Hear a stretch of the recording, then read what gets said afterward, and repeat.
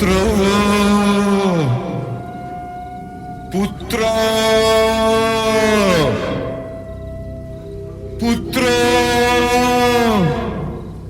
কোথা গেলে কোথা গেলে পুত্র কোথা গেলে? ঋষিবর, ঋষিবর, এ পথে আসুন। আমার আমার পুত্র কোথায়? আপনার পুত্র দেহ রক্ষা করেছেন। পুত্র পুত্র কি অঘটন সংঘটিত হলো? পুত্র পুত্র শান্ত হন ঋষিবর, শান্ত হন। কি রূপে অনর্থ সংঘটিত হলো? কি রূপে? বলো বলো, কি রূপে? মৃগয়া নিমিত্ত আমি অরণ্যে প্রবেশ করেছিলাম এবং জলপানরত এই মণিকুমারকে আমি হরিণ ভেবে বান নিক্ষেপ করি। ক্ষমা করবেন ঋষিবর, ক্ষমা করবেন। মণিকুমারের মৃত্যু ঘটেছে আমার শব্দভেদী বানের দ্বারা। ঈশ্বর ঈশ্বর, এ কি ঘটে গেল? এ কি ঘটে গেল? নিজের অন্ধ পিতা মাতাকে জলপান করাবার নিমিত্ত এই অরণ্যের সরোবরে জল সংগ্রহ করতে এসেছিল, কিন্তু কিন্তু এ কি হয়ে গেল? এ কি হয়ে গেল?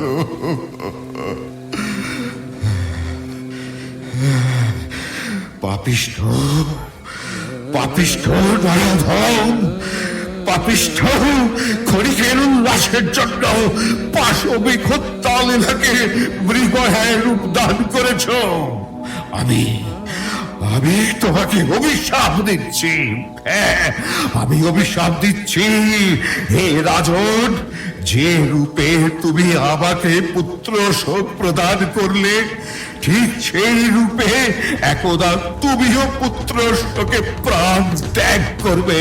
হ্যাঁ, প্রাণ ত্যাগ করবে, প্রাণ ত্যাগ করবে।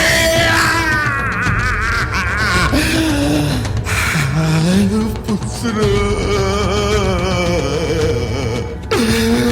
পুত্র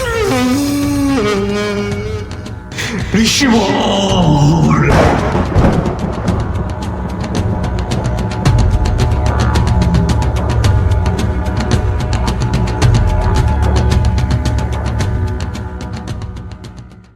नंदन राम राम, श्री राम राम, रघुनंदन राम राम, श्री राम राम, रघुनंदन राम राम, श्री राम राम, रघुनंदन राम राम, श्री राम राम, रघुनंदन राम राम, श्री राम राम, रघुनंदन राम राम, श्री राम राम, रघुनंदन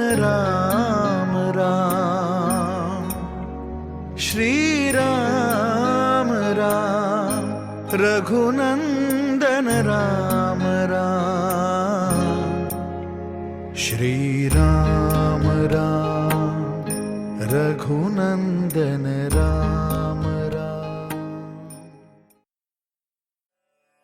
ক্রোধ সংবরণ করো পুত্র, এই সকল তোমার নিমিত্তই। আমার নিমিত্ত? আপনি কি করে ভাবলেন যে আমি আমার জ্যেষ্ঠ ভ্রাতার সিংহাসনে আরোহণ করব তাকে বনবাসে পাঠিয়ে? না না, এ কার্য আপনি ঠিক করেননি মাতা, এ কার্য আপনি ঠিক করেননি। এ ভুল নয় পুত্র, ভুল নয়। অযোধ্যা সিংহাসনে তুমি আরোহণ করলে তোমার ভবিষ্যতে কোনরূপ দুঃখ থাকবে না। আপনি এই হীন কার্য করে আমাকে কতটা পাপের অধিকারী করলেন তাকে তাকে আপনার স্মরণে আছে মাতা? আর আর দুঃখ অলিন্দ দিয়ে একটিবার বাইরে দৃষ্টি নিক্ষেপ করুন মাতা, শুনুন।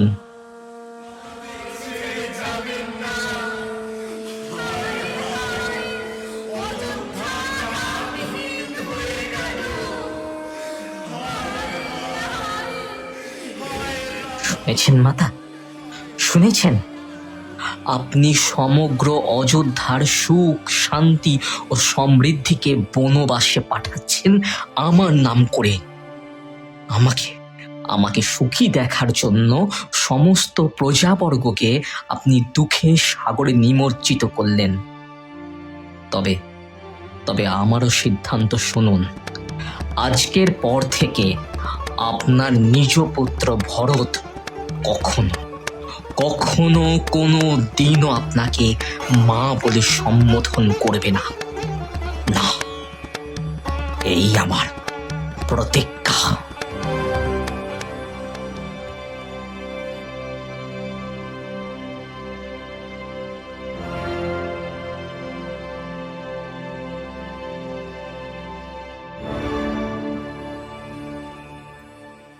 অযোধ্যার রাজা দশরথ দৈতার পুত্র ভরত তার নিজ মাতাকে চিরজীবনের জন্য মা বলে না ডাকার জগদ্দল পাথরের মতো প্রতিজ্ঞা করে বসলেন।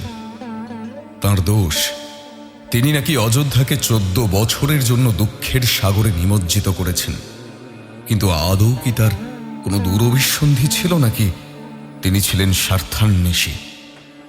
চলুন আজ উন্মোচিত হোক রামায়ণের এক বিশেষ চরিত্র, যার জন্য শ্রীরামকে বনবাসে যেতে হয়েছিল, যাকে সবচেয়ে নিন্দনীয় চরিত্র হিসেবে দেখা হয় এবং যিনি শ্রীমদ্ রামায়ণে এক নেতিবাচক চরিত্র হিসেবে চিহ্নিত হয়ে রয়েছেন।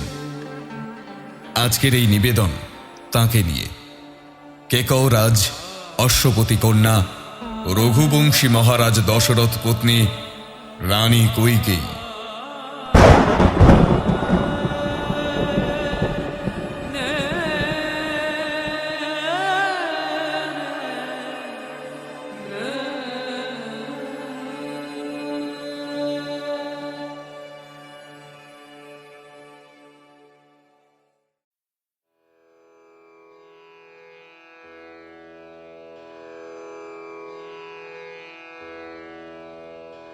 কেকৌরাজ অশ্বপতি এক অদ্ভুত ক্ষমতার অধিকারী ছিলেন। তিনি পাখিদের কথা বুঝতে পারতেন, কিন্তু এর শর্ত ছিল তিনি কারো কাছে সেই ভাষার অর্থ বলতে পারবেন না। বললে তার মৃত্যু হবে। একদিন তিনি এবং তার স্ত্রী বাগানে ভ্রমণ করছিলেন। এমন সময় অশ্বপতি একজোড়া রাজহাঁসের কথোপকথন শুনে মুগ্ধ হয়ে হেসে ফেলেন। রানী এতে খুব কৌতূহলী হয়ে এর কারণ জিজ্ঞাসা করতে থাকেন, যদিও তিনি জানতেন তা করলে রাজার মৃত্যু হবে।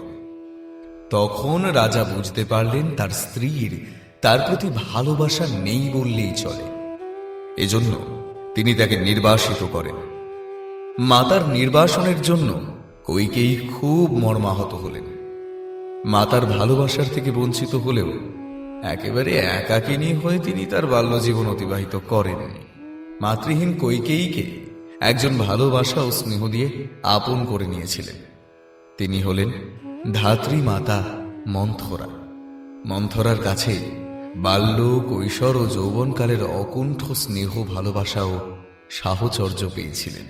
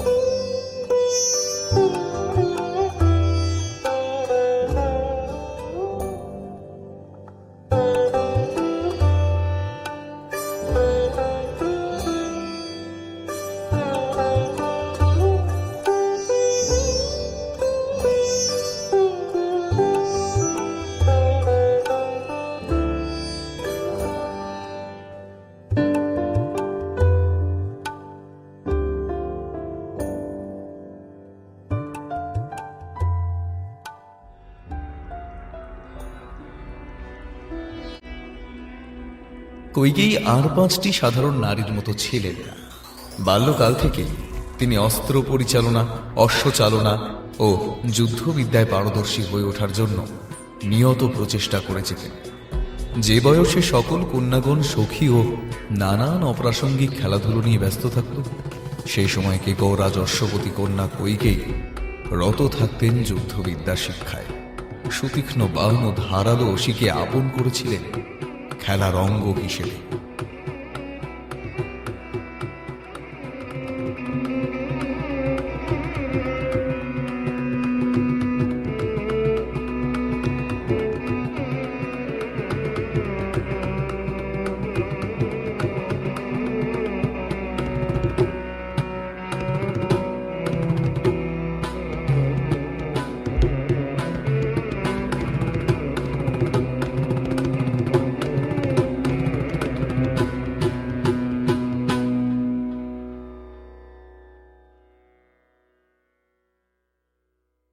যুবতী বয়সে কইকেয়ী অযোধ্যারাজ রঘুবংশী মহারাজ দশরথকে স্বয়ংবরে বরমাল্য পরিধান করিয়ে বিবাহ করেন।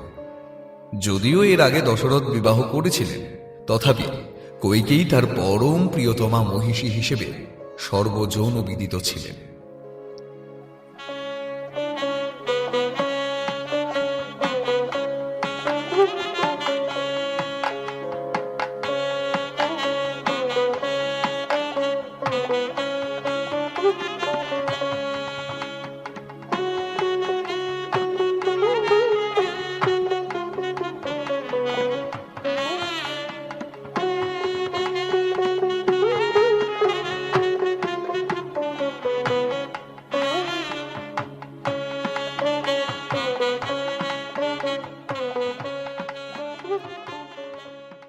দশরথের প্রকৃত নাম ছিল নেমি।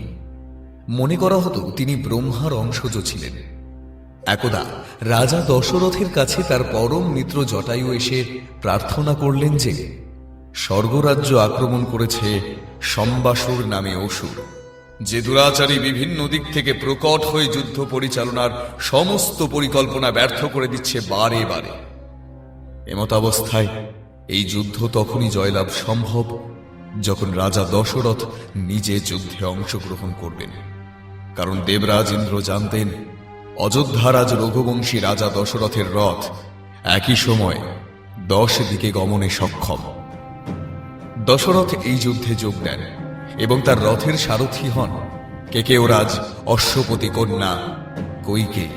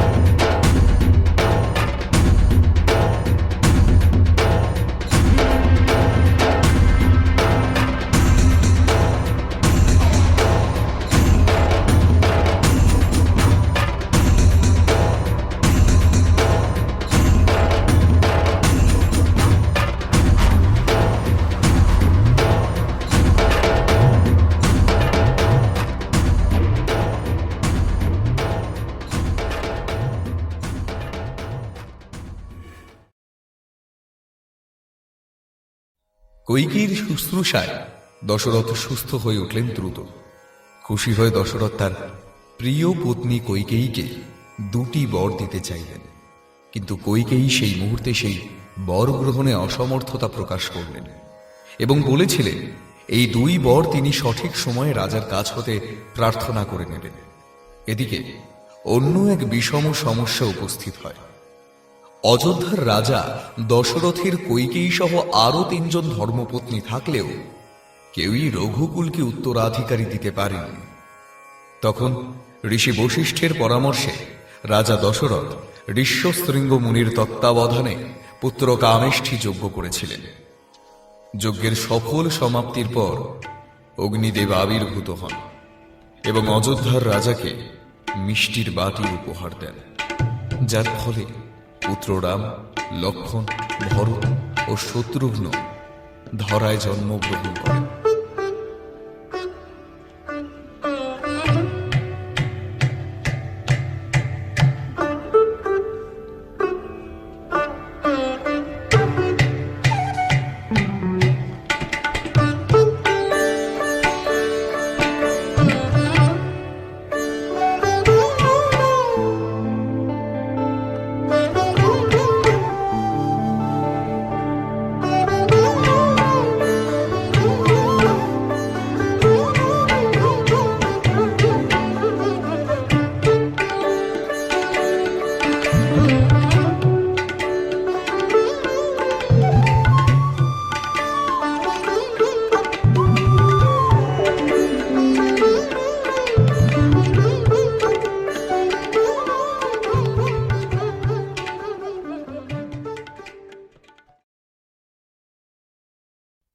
দিন ক্রমে অতিবাহিত হতে থাকল।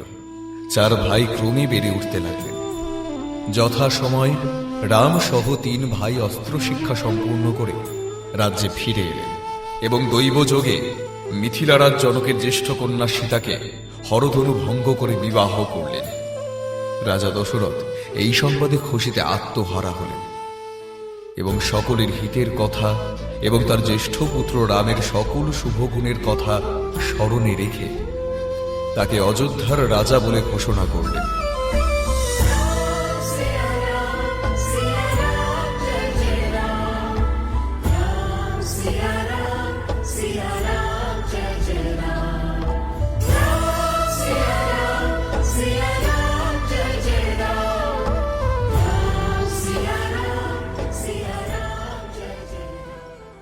সকল প্রজা ও স্বর্গমর্ত এই সংবাদে খুশি হলেও খুশি কেবল হতে পারেনি কৈকেয়ীর ধাত্রী মাতা, দাসী ও পূজা রমণী মন্থরা। মন্থরা, মন্থরা, দাঁড়া মন্থরা, কি হলো? ওইভাবে মহারাজের সম্মুখ থেকে প্রস্থান করার কারণ কি? আমাকে ক্ষমা কর, কিন্তু তোমার এইরূপ বুদ্ধিভ্রষ্ট হবে সে যে আমার কল্পনারও অতীত ছিল। কেন, কি সমস্যা উপস্থিত হলো যে এরূপ মন্তব্য করছিস? দেখো, আমি তো তোমার হিতই চাই, তাই যখন দেখলাম তুমি নিজের ও নিজ পুত্র ভরতের হিতের পরিবর্তে ক্ষতি সাধন করছো, তখন আমি আর সহ্য করতে পারলাম না যে। অর্থাৎ কি বলতে চাইছিস তুই? শোন মন্থরা, আমি রাম বা ভরতে কোনো প্রভেদ দেখি না তো। মহারাজ যে রামকে অভিষিক্ত করবেন তাতেই আমি তুষ্ট। মহারাজের প্রতিশ্রুত 2 বরের কথা বিস্মৃত হইও না। এই উপযুক্ত সময় প্রার্থনা করো মহারাজ দশরথের প্রতিশ্রুত 2টি বর।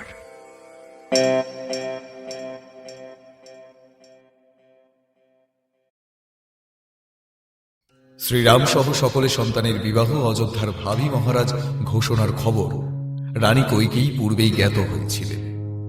প্রথমে তিনি এই সংবাদে খুশি হলেও মন্থরার কুমন্ত্রণায় তার চিত্ত পরিবর্তন ঘটেছিল। কৈকেয়ী সকল দিক বিবেচনা করে ক্রোধের বশবর্তী হয়ে রাজবাড়ির ক্রোধ ভবনে আলুলায়িত কেশ ও বস্ত্র সহিত অধিষ্ঠিত হলেন। দশরথ তার প্রিয়তমাকে কোথাও দেখতে না পেয়ে উপস্থিত হলেন ক্রোধ ভবনে।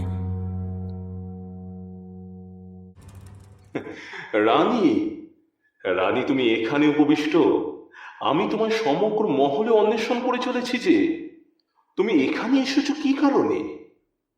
এমন আনন্দ ঘন মুহূর্তে তোমার এই অবস্থা কি কারণে প্রিয়ে? নিরুত্তর কেন প্রিয়ে? আমাদের জ্যেষ্ঠ পুত্র রাম এই অযোধ্যার ভাবী রাজা হতে চলেছে। জানি আমি। জানো তুমি? তবু নিরুত্তর। কি কারণে প্রিয়ে? আমি কি অজান্তে কোনো অপরাধ করেছি? মহারাজ, আপনার সিদ্ধান্ত বদল করতে হবে। আপনার প্রতিশ্রুত দুটি বর যে আমি এখনই চাই। অর্থাৎ? কেন, আপনি কি আপনার প্রতিশ্রুতি বিস্মৃত হলেন? বর প্রার্থনার এই কি সঠিক সময়? হ্যাঁ, এটি সঠিক সময়। শুনুন মহারাজ, অযোধ্যা সিংহাসনে রাম নয়, উপবেশন করবে আমার একমাত্র পুত্র ভরত। তোমাকে বুদ্ধিভ্রষ্ট হয়েছে? রামের বদলে ভরত? যে ভ্রাতাদের মধ্যে এত প্রেম ভালোবাসার নিবিড় বন্ধন, তাকে তুমি এভাবে কলুষিত করতে উদ্যত হয়েছ? জ্যেষ্ঠ থাকতে কনিষ্ঠ সিংহাসনে উপবিষ্ট হবে, এ কি পরিহাস তোমার? আমার দ্বিতীয় বরটি তো এখনো মহারাজ শোনেনি। আমার দ্বিতীয় প্রার্থনা হলো রামকে বনবাসে যেতে হবে। রানী কৈকেয়ীর মুখেই কথা শুনে দশরথ আহত হলেন।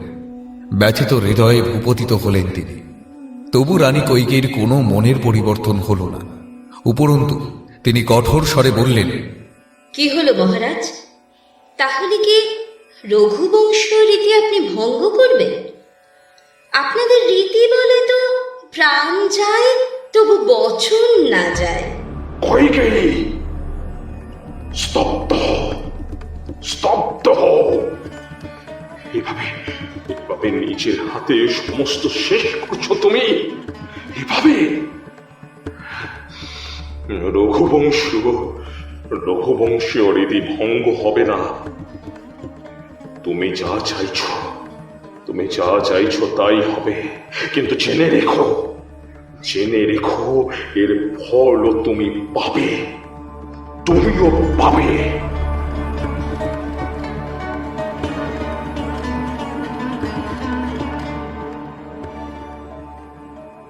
ঋষি শান্তনুর পুত্র শ্রবণ কুমারের দশরথের শব্দভেদী বাণ দ্বারা মৃত্যুকালে ঋষি শান্তনু যে অভিশাপ দশরথকে দিয়েছিলেন তা অক্ষরে অক্ষরে ফলপ্রসূ হল। দশরথের জ্যেষ্ঠ পুত্র রাম ও শ্রীরামের সদ্য বিবাহিতা স্ত্রী সীতা মধ্যম ভ্রাতা লক্ষ্মণের সাথে বনবাসে গমন করলেন। সীতা চাইলেই কিন্তু রাজবাড়ির বিলাস ব্যসনে জীবন অতিবাহিত করতে পারতেন, কিন্তু জনম জনমের বন্ধন ছিল তাদের, তাই কঠোর জীবনকেই তিনি আপন করেছিলেন। जन्म जन्म का है ये संगम, राम रतन सीता वैभव धन। एक है पौरुष एक समर्पण, एक है रूप तो दूजा दर्पण।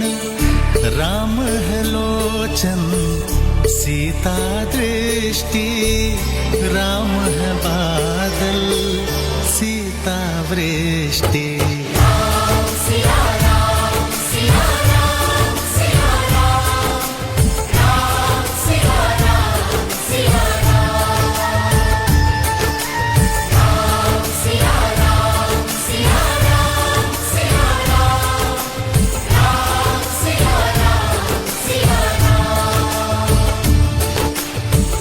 जन्म जन्म का है ये संगम, राम रतन सीता वैभव।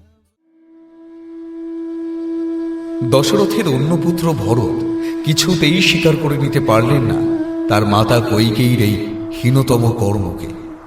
তিনি তার অগ্রজ ভ্রাতা শ্রীরামের সাথে বনের পর্ণকুটিরে সাক্ষাৎ করলেন এবং তার পাদুকা মস্তকে ধারণ করে ফিরে এলেন অযোধ্যার রাজসভায় এবং সিংহাসনে সেই পাদুকা স্থাপন করে রাজ্য পরিচালনা করতে লাগলেন। কিন্তু রানী কৈকেয়ী, যার জন্য এত কিছু সংঘটিত হল, তিনি কেমন রইলেন? শ্রীরামের অদৃষ্ট রানী কৈকেয়ীর প্রার্থিত দুই বরে নির্ণীত হয়েছিল, যার ভবিষ্যৎ ফলশ্রুতি শ্রীরামের বনবাস ও ভরতের রাজ্য লাভ। কিন্তু এখানে কিছু প্রশ্ন উত্থাপিত হয়। কিসের নিমিত্ত এই হীন কার্য করেছিলেন মাতা কৈকেয়ী? যার জন্য তিনি দশরথ কর্তৃক শাপগ্রস্ত হন? সত্যই কি কেবল মন্থরার কুমন্ত্রণায় আবিষ্ট হয়ে এই চরমহীনতম কাজ করেছিলেন? না, এর ধর্মাধর্মের এক গভীরতম বীজ নিহিত ছিল। এবং এই দিকটি উদ্ঘাটিত হলেই বোঝা যাবে মাতা কইকেয়ী সত্যই নিন্দনীয় ছিলেন না বন্দনীয়।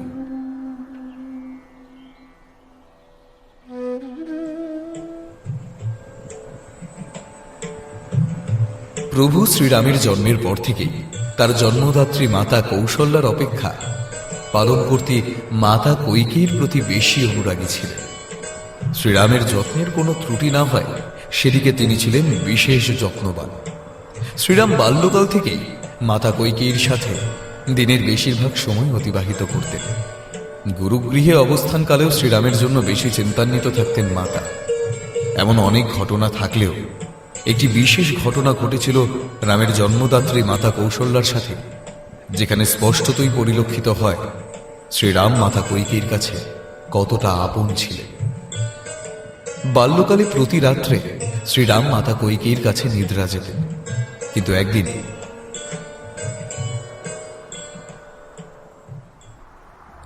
বোন, আমার বাচ্চা প্রতি রাত্রে তোমার কাছেই থাকে। সে বিষয়ে অবশ্য আমার কোনো আপত্তি নেই, কিন্তু কিন্তু আমি একটি বারের তরে আমার বাচ্চাকে আমার কাছে ঘুম পাড়াতে চাই, যাতে যাতে সে ঘুমন্ত মুখের অপরূপ লাবণ্য আমি দেখতে পাই। কিন্তু দিদি, ও কি আমায় ছেড়ে নিদ্রা যেতে পারবে? দয়া করো বোন, আর কেবলমাত্র একটি বার।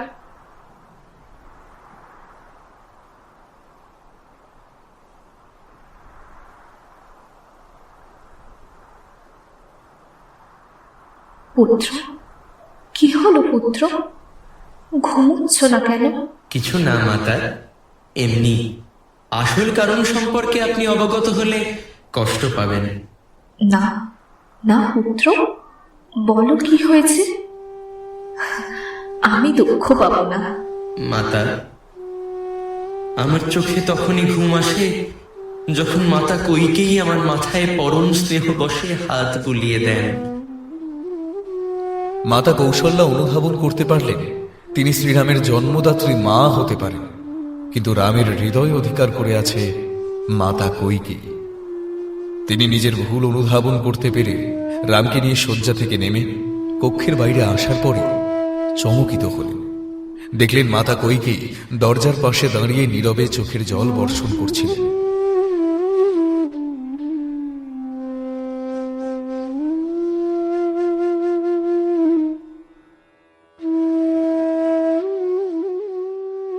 কিন্তু এই মাতা কইকেয়ী তাহলে এত বড় হীন কাজ করলেন কি করে? এই কাজের পিছনে আসল কারণ জানলে সকলে চমকিত হবে। একদিন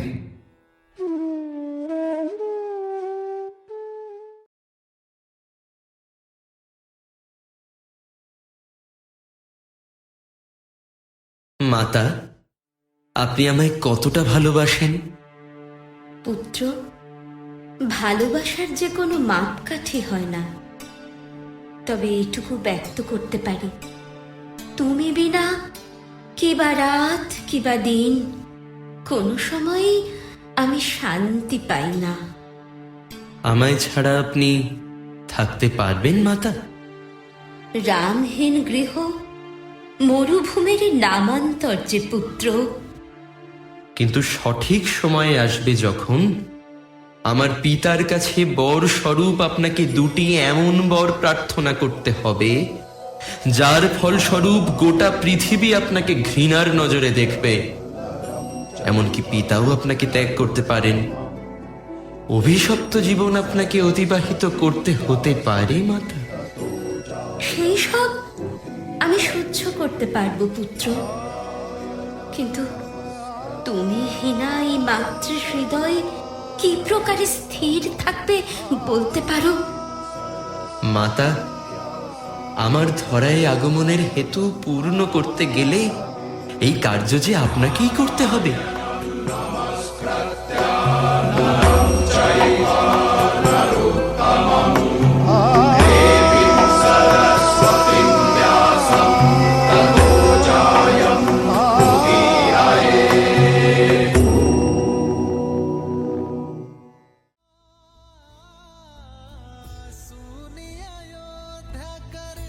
রানী কৈকেয়ী, যিনি চিরকাল রয়েছেন এক নেতিবাচক চরিত্র হিসেবে, যিনি মহাকালের রথচক্রকে সঠিক দিকে পরিচালিত করার জন্য হয়েছিলেন শাপগ্রস্ত। নিজ স্বামীকে পুত্র শোক দিয়েছিলেন, কিন্তু আদতে তিনি ভালোবাসতেন শ্রীরামকে। ধর্মের দিক রক্ষায় তিনি প্রতিপন্ন হয়েছিলেন খলনায়িকায়, কিন্তু প্রকৃতপক্ষে তার মধ্যেও প্রেম ছিল, ভালোবাসা ছিল, মাতৃস্নেহ ছিল। রামকে বনবাসে পাঠিয়েও ভারতের সিংহাসন আরোহণ করানোর বাসনা পূরণ হয়েছিল বলে সর্বসমক্ষে হয়তো হেসেছিলেন তিনি, কিন্তু অন্তরে অন্তরে হয়েছিলেন ক্ষত বিক্ষত, ডুকরে কেঁদে উঠেছিলেন চরমতম কষ্টে।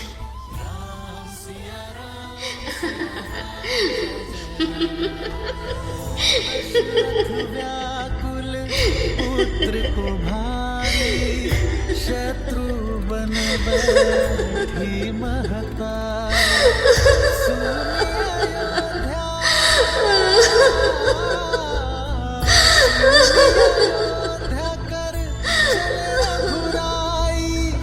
सुनी अयोध्या कर चले रघुराई।